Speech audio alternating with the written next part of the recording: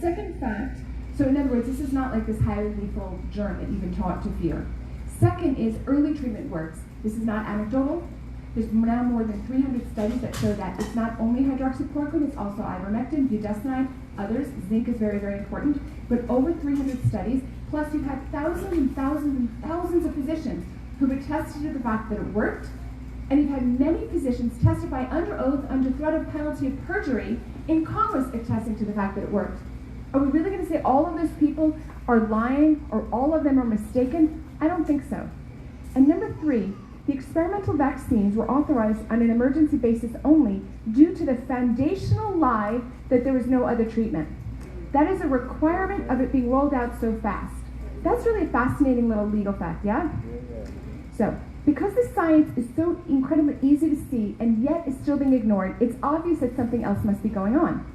Seeing the real problem requires a paradigm shift, that we must make that shift if we want to be victorious in this fight. So, as a doctor and a lawyer, I can recognize when a problem is medical or legal, also when it's neither. Do not think that a worldwide, universal delusion could possibly be due to a medical or legal problem. The problem is spiritual, although the solution is practical. I'm an emergency doctor. Saying a problem is spiritual does not negate the fact that it's a problem. I saw people all the time whose problems were not physical, but the solution was physical, right? So somebody would come in with back pain, right? Headache. And it turned out they had a terrible marriage and were fighting all the time with their spouse, right? Just because you're saying something is spiritual doesn't mean it's not real, and you still have to find a solution. That's really where we are now. Just so that you understand, if you keep trying to attack it from the medical or the legal, you're not going to actually arrive at the correct solution. Excluding true sociopaths, and we have seen many this year, most normal people will believe in something, and if it's not God, it will be something far more oppressive.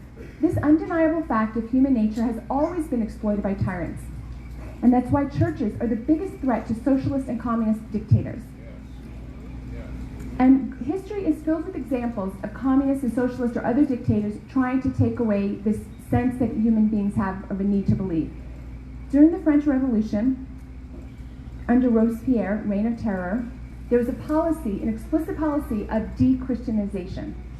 Right? So this is something that's been with us for a long time. Why am I bringing this up?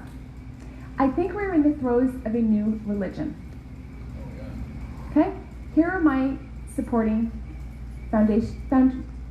supporting pieces of data to support my premise that this is a new religion. One, the facts are not relevant. There's a mountain of evidence for more than a year that nothing about SARS-2 warrants the response it has caused. Early treatment works, lockdowns don't work, and everybody knows that masks don't work to keep our tiny respiratory viruses. Woo! Even Fauci. The fact that people still ask these questions is proof that facts are not the determining factor going on here. Facts are not relevant. Number two, beliefs are controlling the outcome.